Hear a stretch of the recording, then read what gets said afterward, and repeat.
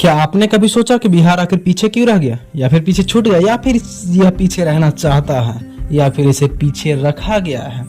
जहां हमें पॉलिटिक्स की गंदी मस्तियां, हर घर गुंडों की प्रथा, प्रतिबंधित वस्तुओं का खुलेआम प्रयोग जैसे दारू, गुटखा, सिगरेट आदि और कई आश्चर्यजनक कलाएं देखने को मिलती हैं। तो आइए हम इसके पीछे रहने का कारण जानते हैं। सबसे प्रमुख है ऐतिहासिक कारण।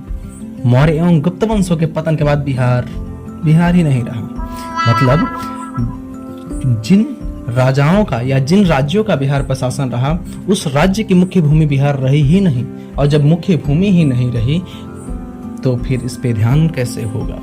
जैसे कि मध्यकाल में दिल्ली के अधीन, बंगाल के अधीन और ब्रिटिश काल में कलकत्ता के अधीन रहा यह क्षेत्र, जहां ये सारे लोग आए और बोले सब कुछ ले चलो। बिहारी बोले ठीक है ले जा भाई, और जो नहीं ले जा पाए उसे यहीं जला दिए, खाक कर दिए।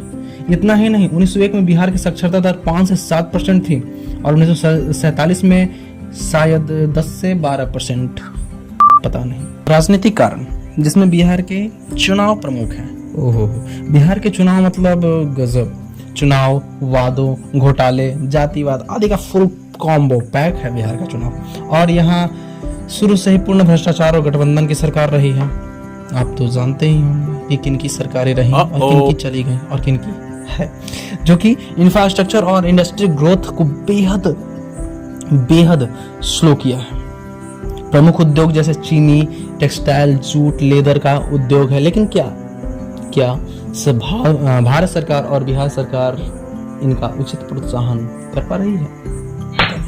बिहार की इकोनॉमी लगभग 90% एग्रीकल्चर पर निर्भर है, और वो भी एग्रीकल्चर गजब। मतलब कोई किसान सक्षम नहीं है खेती करने के लिए, खेती करना चाहता भी नहीं, मजबूरी में करता है खेत होने के कारण।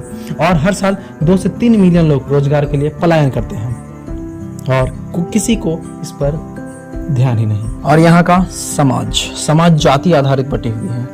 मतलब कभी बर्जन, फॉरवर्ड, बैकवर्ड, यादव, कुर्मी, पासवान, ब्राह्मण आदियों में बटी हुई है। विकास और कार्य पर किसी का भी ध्यान नहीं, और हम इसका मुख्य कारण मानते हैं यहाँ की जनता को। चलिए आप क्या मानते हैं बताइएगा, ठीक है?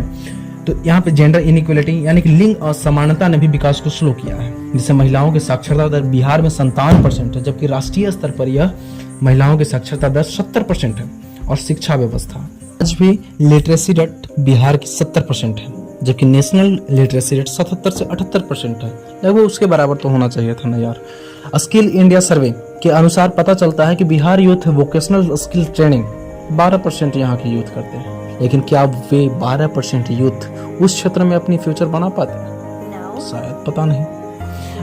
सरकारी नौकरियों में यहाँ की लोगों की अधिक भागीदारी है, क्योंकि सुरक्षा चाहते हैं, पैसे है नहीं कि पहले बार स्टार्टअप में रिस्क ले, और रिस्क लेने में भी अपनी गौरवपूर्ण इतिहासों की याद आती है कि हम ऐसे रहे हैं और हम ये छोटा मोटा काम करेंगे। नहीं, हमारा इतिहास बहुत बड़ा रहा है, और हम जब भी करेंगे तो एकदम रॉयल्टी वाला जॉब करेंगे।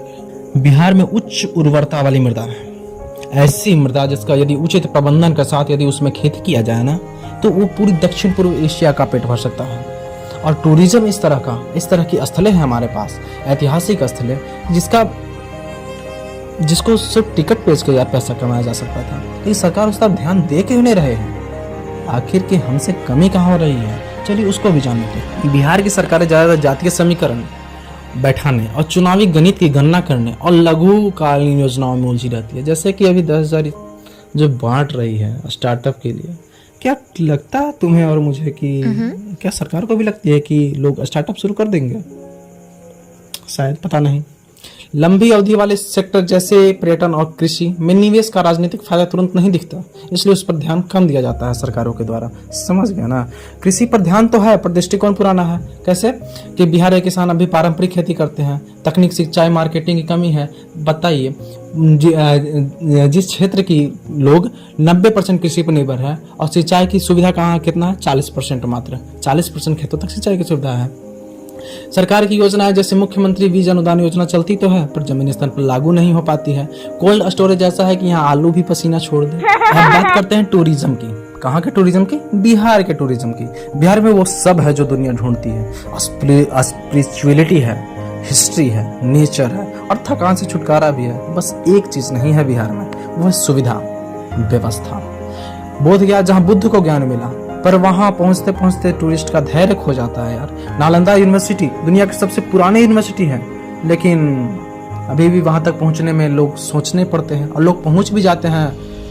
तो राजगीर सुंदर पहाड़, गर्म झरने, लेकिन होटल बुकिंग सिस्टम ऐसा कि टूरिस्ट सोच लेता है भाई मैं तपस्या करने आया हूँ कि मैं घूमने आया हूँ, मुझे तो कुछ पता ही नहीं चल रहा है। हर साल लगभग 5 लाख विदेशी टूरिस्ट बिहार आते हैं, पर उत्तर प्रदेश में ये संख्या 2 करोड़ से ऊपर है।